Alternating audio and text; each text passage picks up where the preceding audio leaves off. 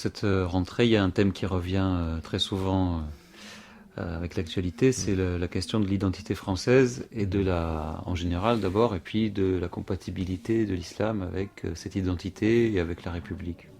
Alors qu'est-ce que vous pouvez d'abord nous dire de manière générale là-dessus?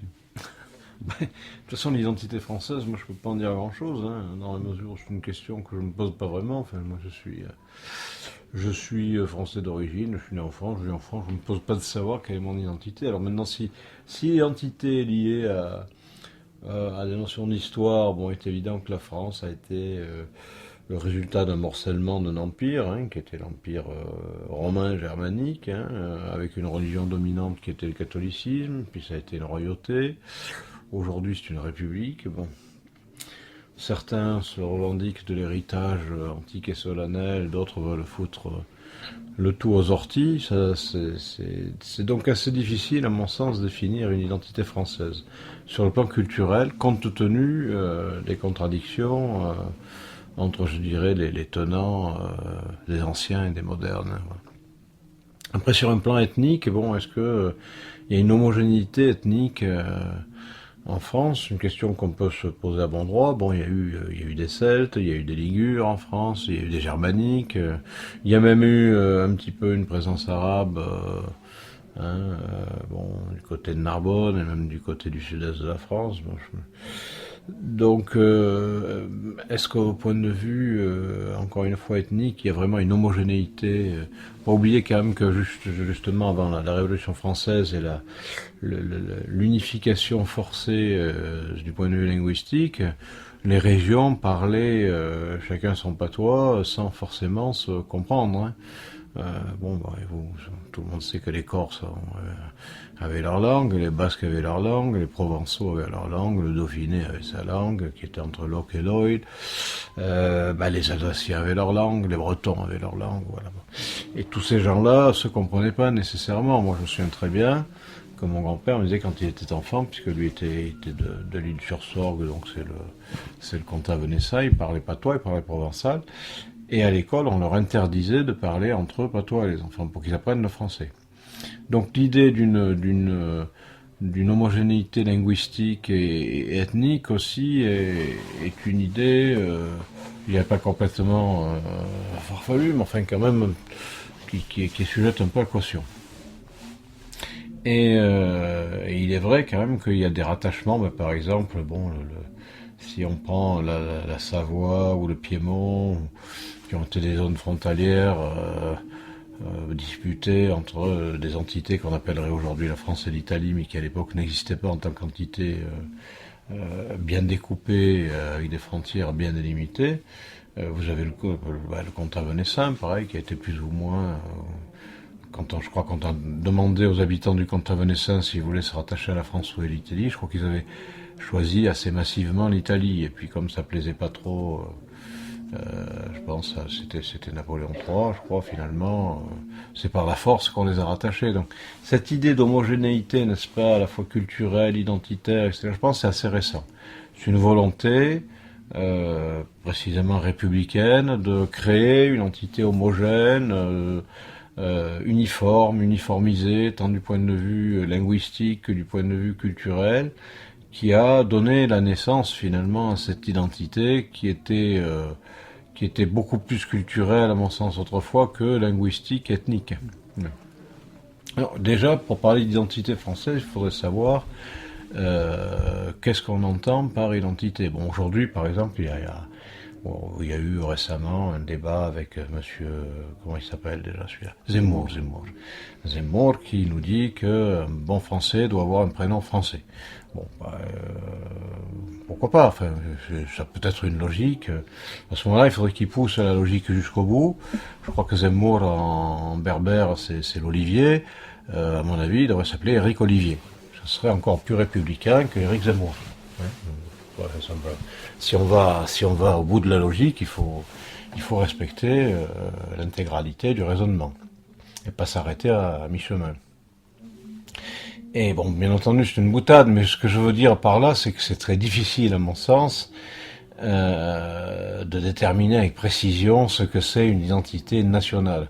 Tout simplement parce que les nations, qu'on le veuille ou non, c'est une construction relativement récente et quelque peu artificielle.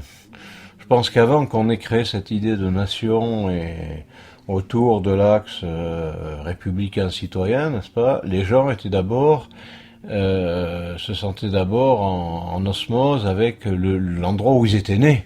Hein. Le paysan, il était attaché à sa terre, il connaissait ses voisins, il connaissait son arbre généalogique et sa famille s'il était issu d'une famille locale, voilà. Mais cette idée d'une espèce de grande entité nationale, c'est une idée somme toute artificielle, récente, et pas réellement, je dirais, pas réellement naturelle. Hein. N'oublions pas que ces petits pavés que sont les nations étaient à l'époque des empires. C'est-à-dire la France, la Germanie, enfin l'Allemagne, etc., sont des découpages de l'empire carolingien, enfin l'empire romain germanique, si on peut dire. Voilà, donc ce sont ces découpages qui ont donné naissance aux nations. Ces nations étaient elles-mêmes avec des limitations des frontières assez floues, avec des provinces qui étaient bien distinctes les unes des autres et qui avaient chacune son autonomie à la fois culturelle et linguistique et dans une certaine mesure ethnique. Et puis on a voulu à tout prix fabriquer une espèce de moule idéal qui a été la nation, et encore une fois qui est un moule un petit peu artificiel dans lequel on veut à toute force imprimer aux gens un modèle unique.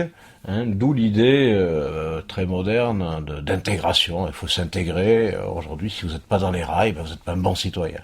Ce qui fait qu'on arrive à des trucs assez cocasses. Enfin, moi, je parle pour moi parce que là, je me sens effectivement concerné, quoique de loin, d'une certaine manière, par le débat. Enfin, quand je vois, par exemple, moi qui suis voilà, par la force des choses, simplement un bon français, n'est-ce pas, issu du fait de mon adhésion à l'islam, du coup, je me retrouve plus ou moins mis à l'index par des gens qui ont une nationalité française depuis 10 ou 15 ou 20 ans et qui m'expliquent, voilà, comment doit se comporter le bon français. Ça devient cocasse. Et ça, c'est possible que parce que justement, on n'a pas vraiment une définition claire, précise, et qui fait l'unanimité sur cette notion d'identité nationale. Et je crois que ça risque de durer malheureusement encore longtemps. Alors aujourd'hui, on va nous définir l'identité nationale de telle manière, et puis demain, on en la définira encore de façon différente, tant et si bien que ce sera très difficile de savoir qui est quoi, et pour parler vulgairement, un cochon n'y retrouve pas ses petits. Est-ce que ça ne reflète pas en réalité, comme d'habitude, un petit peu ce vide identitaire et toujours ce positionnement en fait en opposition à, et là en l'occurrence donc une opposition en réalité à l'immigration en fait, plutôt qu'à une affirmation d'une identité qui apparemment n'existe pas vraiment quoi. Alors, je n'irai pas jusqu'à dire que c'est une identité qui n'existe pas, parce que bon, de toute façon, quand on est né quelque part, forcément, on a une identité. Hein, donc, on se sent des valeurs communes, parce qu'effectivement, la façon de boire, de manger, de se vêtir, de parler, de penser, crée une identité commune par la force des choses. Mais il est vrai qu'aujourd'hui, on sent que cette identité, bon, on le voit bien parce que c'est devenu un enjeu politique, et donc effectivement, ça consiste dans bien des cas, à se positionner par rapport à celui qui n'est pas comme nous. Alors il se trouve effectivement qu'il y a une immigration massive, il se trouve effectivement que cette immigration n'est pas toujours une réussite en termes on va dire d'intégration, je ne sais pas comment il faut appeler ça. Je pense que la faute, évidemment chacun se rejette allègrement la faute, je pense que c'est une faute partagée, hein. Parce qu'effectivement les patrons qui ont favorisé cette immigration dans un premier temps dans les années 60, enfin au lendemain de la guerre, ont pas réellement pensé que les émigrés pourraient être amenés à s'installer, donc ils n'ont rien fait pour favoriser cette intégration. De leur côté, je pense que les émigrés ne se sont jamais vus effectivement en position de résidents sur du long terme et a fortiori de résidents à vie. Donc ils n'ont jamais rien fait de leur côté, je pense, pour se mettre en situation de vivre sur du long terme dans le pays d'accueil. Et ça a créé par la force des choses des clivages sur le temps qui, à l'heure actuelle, Je ne sais pas si c'est irréductible ou irrémédiable ou non, ça je peux pas le dire, hein, c'est l'avenir qui nous le dira. Mais il est certain qu'on ne peut pas se voiler la face en disant ça n'a pas créé de problème, ça en a créé. Voilà. Donc effectivement la réaction identitaire, c'est de dire oui, nous on n'est pas cela. Le problème c'est que nous on n'est pas cela. C'est une réaction effectivement un peu négative, mais ça nous dit pas ce qu'on est. Alors, ce que je disais tout à l'heure, c'est qu'on a quand même une France, alors parce qu'on s'imagine que la République, c'est le nec plus ultra, n'est-ce pas, et qu'on nous a pondu le modèle social absolument absolu, qui va faire référence pour les siècles et les siècles à venir. Or, il se trouve que c'est une idée somme toute assez récente, que ce modèle social est lui-même assez récent, et qu'il est en opposition avec un modèle social plus ancien, qui était celui des nations européennes. Bien. Alors, est-ce que c'est un bien, est-ce que c'est un mal? Je dirais à la limite, je m'en fous. Ils évoluent comme ils ont évolué, je dirais, c'est le problème de ces nations. Mais ce qu'il y a de certain, c'est qu'il est très difficile, pour revenir à ce que je disais tout à l'heure, de définir avec précision un modèle identitaire qui serait sur, alors, voilà ce qu'est un Français, quoi. Alors, si vous prenez la représentation caricaturale du Français dans les années 60, il avait une baguette sous le bras, un béret et puis un kilt rouge. Bon, aujourd'hui, si on disait aux Français qui sort des bancs de l'école, à ton avis, est-ce que ça c'est représentatif, même caricaturalement, du français? Il aurait peut-être du mal à s'y reconnaître. Ce qui veut bien dire que ce modèle identitaire est très fluctuant, encore une fois. Le problème, c'est qu'on est dans une société qui est en mouvement perpétuel. Et comme toutes les sociétés en mouvement perpétuel, les références culturelles, identitaires sont fluctuantes, sont changeantes. Alors comment là-dessus bâtir une idée justement qui soit en termes de référence stable et vers laquelle on puisse se tourner en disant voilà ce que serait le modèle identitaire idéal, et quiconque entend vivre parmi nous doit s'incarner dans ce modèle, et celui qui s'y refuse, à ce moment-là, effectivement, il n'a pas sa place. Mais je pense pas qu'on ait jusqu'à présent des réponses bien précises à tout ça, quoi. Enfin, on le voit bien, par exemple, aujourd'hui, encore une fois, c'est un enjeu politique, on voit bien tous ces concurrents se balancer, tous ces concurrents politiques se balancer à la face des contradictions finalement très, très différentes et très contradictoires, des définitions, pardon, très différentes et très contradictoires.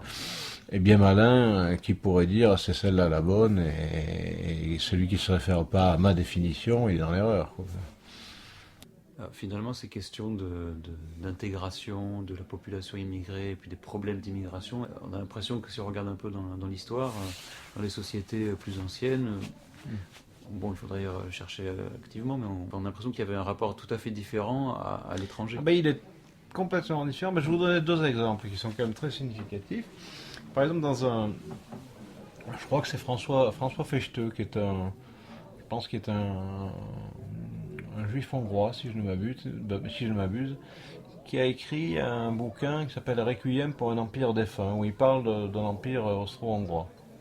Et il explique très bien dans son bouquin que tous les sujets de l'empire, qu'ils soient musulmans, juifs ou chrétiens, criaient vive l'empereur, qui était un Habsbourg, parce que l'empereur c'était la référence de tout l'empire, quelles que soient les confessions.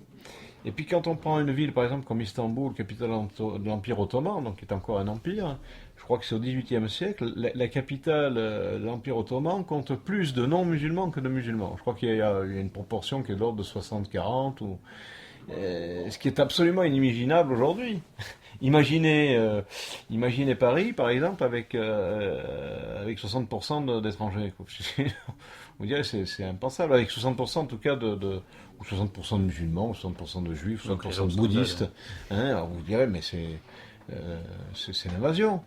Et alors que c'était tout à fait acquis, admis dans les civilisations plus anciennes, enfin dans les empires en tout cas, parce que les empires justement étaient multiconfessionnels, multiethniques, et ça ne posait aucun problème. Le problème de la nation, qu'on nous dit la nation de tolérance, tout ça c'est du vent, il n'y a aucune tolérance dans les nations. Les nations, ce qui fait la nation, c'est l'homogénéité de la nation. Donc dès qu'on n'est pas dans les rails, eh bien on dérange. Parce que on pense pas exactement comme nos voisins, on mange pas exactement comme nos voisins, on s'habille pas exactement comme nos voisins. Et donc il y a une espèce de faux discours, si vous voulez, aujourd'hui, dans les États-nations, enfin notamment en France, où alors on bassine avec la tolérance à longueur de journée d'année, en disant on respecte la différence. Mais ça c'est du vent. Dans la réalité, dans les mentalités, j'entends. Moi je parle pas des discours politiciens ou des discours sur les bancs d'école. Je parle dans la réalité, justement, identitaire des Français, par exemple. Ils sont très mal à l'aise quand ils sont en face de quelqu'un qui n'a pas exactement leurs habitudes. C'est comme ça, c'est un fait. Moi, j'ai quand même pas mal bourlingué, enfin, j'étais dans différents pays, et même dans des pays d'Europe où l'attitude est très différente. En France, on est vraiment mal à l'aise avec l'étranger. Non pas que ce soit un calcul, mais c'est une culture, justement. Dans la France moderne, on déteste ce qui n'est pas homogène, ce qui n'est pas uniforme. On n'aime pas, parce qu'on est mal à l'aise. Donc, étant mal à l'aise, enfin, le réflexe de quelqu'un qui est mal à l'aise en face de quelqu'un qui n'a pas ses habitudes, c'est le rejeter. Donc, ce que je veux dire par là, c'est que quand on nous parle encore une fois d'identité, c'est justifié. Il y a bien une question identitaire, mais elle existe en partie du fait de ce malaise qu'éprouvent les Européens en général, mais je pense les Français en particulier, à considérer qu'en face d'eux, il puisse y avoir quelqu'un qui, encore une fois, n'a pas exactement les mêmes critères, quoi. Moi, j'étais très surpris. Je vois, c'est le petit exemple, mais c'est à travers les petits exemples qu'on voit la réalité des gens. Euh, Aujourd'hui, moi, je sais quand je suis converti à l'islam, j'ai arrêté de boire de l'alcool. Bon, ce qui m'a pas non plus, j'aimais bien l'alcool, hein, je vais pas cracher dans la soupe, mais ça m'a pas non plus gêné de m'arrêter. Mais pour des gens, c'était impensable. Je mets un petit verre, que ça peut faire? Mais je bois pas, je bois pas. Mais pour eux, c'était quasiment un crime de lèse-majesté. Et ils supportaient pas, ils avaient beaucoup de mal à supporter qu'on puisse refuser un verre de pinard alors qu'on avait bu dans le passé. Donc il y a vraiment, contrairement à l'idée reçue, il n'y a aucune tolérance, il y a une tolérance quasi, je dirais, nulle, quasi zéro, à la différence. Voilà, donc cette notion finalement identitaire, c'est qu'on se l'avoue ou pas, qu'on l'affiche ou pas, qu'on en parle ou pas, c'est un refus total de la différence de celui qui est en face, quel qu'il soit, hein, qu'il soit de la même race ou qu'il soit de la même confession, ou qu'il soit de la même race et de la même confession. Mais on a beaucoup de mal en France à admettre que les gens puissent avoir des horizons différents. Je pense, c'est un fait. Moi, je dis pas ça. Quand je dis pas ça, c'est même pas une critique. C'est un constat. Et concrètement, quand on réfléchit à cette homogénéité culturelle qui apparemment n'existe pas, et quand on se penche un petit peu sur le territoire français, on voit bien quand même qu'il y a des différences, par exemple, entre un Alsacien, un Provençal. Ah ben c'est clair, c'est clair. Ben, c'est clair. De toute façon, par exemple, je pense encore une fois, le comte Avenessin, quand on lui a proposé le rattachement à l'Italie, il était plutôt favorable. Donc on voit bien que les découpages régionaux sont une réalité. Bon, les Corses, ils se sentent peut-être pas italiens, mais ils se sentent pas davantage français au fond. Les Basques, on voit bien qu'ils se sentent toujours pas français, in fine. Bon, même si il y a des Basques espagnols, des Basques français, bon, parce que ça correspond effectivement à des zones géographiques, il y en a beaucoup qui se sentent d'abord et avant tout basques. Et ça, évidemment, il y a eu deux siècles de laminage qui fait que ces identités finissent progressivement par s'estomper. Mais au départ, elles étaient bel et bien réelles. Hein, un Alsacien culturellement, alors même si effectivement beaucoup d'Alsaciens n'aiment pas les Allemands pour des raisons, je dirais, historiques, hein, parce qu'il y a eu des contentieux assez terribles, les Alsaciens, effectivement, étaient entre le marteau et l'enclume pendant les guerres. Mais il n'en reste pas moins vrai que culturellement parlant, un Alsacien est quand même plus près d'un germanique que d'un basque, justement. Ça, on peut pas, c'est quelque chose qu'on peut pas nier. Mais, précisément, la notion de souveraineté, d'identité républicaine en France a voulu gommer tous ces clivages, a voulu les nier, comme si ça n'existait pas. Hein. Il était entendu qu'un Basque et un Alsacien avaient plus d'affinité entre eux que ne pouvait en avoir un Basque français avec un Basque espagnol. Ce qui est absurde. Ça ne correspond absolument pas à la réalité. Je vous ai dit, quand je vous dis que le comte Avenessin a voulu se rattacher à l'Italie, il a toujours été clair pour les Provençaux qu'il se sentait plus proche de l'Italie, en tout cas avant la période justement républicaine, que d'Allemagne, par exemple. Je vous donne un exemple qui est quand même assez significatif. Bon, c'est un exemple littéraire, mais par exemple Dante, quand il a écrit sa Divine Comédie, il l'a écrite dans son dialecte naturel, si j'ose dire, qui était le florentin, mais il a hésité entre l'écrire entre le florentin et le provençal, précisément. Ce qui montre bien qu'il y avait une espèce de continuité culturelle entre Provence et Italie. Bon, de la même manière qu'entre le sud-ouest, l'Espagne, et même l'autre versant de la Méditerranée, il y avait une continuité culturelle. Et ça, c'est pas des zones géographiques, c'est pas des tracés géographiques. Donc, ce que je veux dire par là, c'est que la nation, c'est ce que je vous ai dit en début d'interview, c'est finalement une notion un peu arbitraire, un peu artificielle, et qui exclut finalement des identités parfois beaucoup plus profondes, beaucoup plus réelles, qu'on a été obligé de gommer pour imposer cette idée de nation. Et c'est là où, malheureusement, quand on dit oui, l'identité c'est ça, oui, mais c'est ça, mais quelle réalité profonde recouvre cette identité nationale? Alors là, pour moi, c'est une grosse question à laquelle, personnellement, je serais bien incapable de répondre. Mais en tout cas, je pense que son arrivée sur le devant de la scène, finalement, il y a 2 ou 3 siècles, a créé un certain nombre de repères qui permettent de s'identifier justement à la nation, mais on a effacé un certain nombre d'autres qui, pour avoir été effacés, n'en demeurent pas moins réels, mais qui malheureusement sont complètement occultés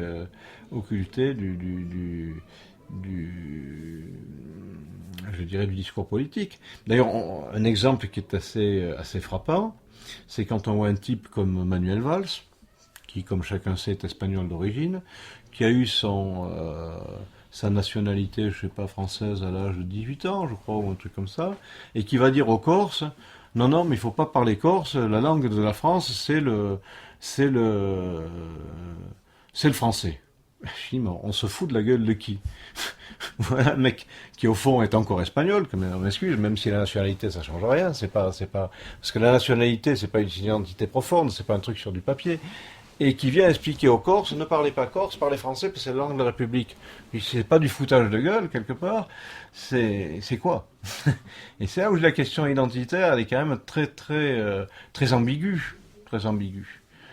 Et quand on voit des gens se donner le droit de s'arroger le droit de définir l'identité française, alors que même finalement ont une identité française toute fraîche et peut-être pas encore bien solide, ça me pose des questions. Mais j'ai pas les réponses. Du point de vue musulman, on a quand même deux modèles entre guillemets qui s'opposent et qui sont souvent représentés, entre lesquels sont un peu balancés les musulmans entre guillemets du quotidien, comme on dit. C'est-à-dire le côté il faut se dire musulman, mais en fait renoncer à tout ce qui fait notre religion, ou bien être un musulman, comme ils disent, radicalisé. Alors, quelle attitude doit avoir le fidèle dans ces conditions-là? Enfin, comment on peut... Moi, je sais pas, je me suis jamais posé la question. J'ai toujours fait mes prières, donc voilà. Si c'est ça être radicalisé, je suis radical, puis je m'en fous. Enfin, j'ai de compte à rendre à personne, quoi. Enfin, et puis le jour où ce sera plus possible, c'est ce que j'ai déjà dit en d'autres occasions, je foutrai le camp, c'est tout. J'ai pas du tout à m'expliquer de mes options religieuses. On nous dit que la laïcité bien comprise, c'est la préservation finalement de la religion de chacun, au moins dans le cadre privé. Moi, j'estime dans la mesure où, quand je fais ma prière, je n'enquiquine personne, enfin, à mon avis, à moins qu'il y en ait à dont ça hérisse le poil, malgré eux, bon. Mais dans la mesure où je vais pas faire un prosélytisme outrancier, où je vais pas casser les pieds des gens, je vois pas pourquoi quelqu'un serait en droit de me dire si vous êtes français, vous n'avez pas le droit de prier en direction de la Mecque. Vous n'avez pas le droit de prier du tout. Enfin, ça me paraît des faux débats. moi je me suis jamais posé la question de savoir si mon identité française entrait en contradiction avec mon identité musulmane. De fait, je suis français, je suis musulman. Qu'est-ce que j'y peux? Faut que je coupe une partie de moi-même pour satisfaire enfin, mes adversaires politiques. Je peux pas dire ça comme ça, puisque je fais pas de politique et je m'en fous. Mais ça n'a pas de sens, quoi. Enfin, moi, je trouve que ce sont des questions qui sont finalement suscitées plus pour poser des questions que pour apporter des solutions, et surtout qui sont suscitées, encore une fois, à des fins politiciennes, à l'approche des échéances électorales, parce que, bon, ben, ça va être un bon sujet pour tel ou tel parti politique qui va pouvoir se servir de cette question sociale comme d'en faire valoir, hein, en vue de gagner un maximum d'électorat. Mais je pense pas, encore une fois, que le musulman de base, qu'il soit pratiquant ou non, se pose tous les jours la question de savoir si sa pratique religieuse est en contradiction avec son identité française. Je crois pas.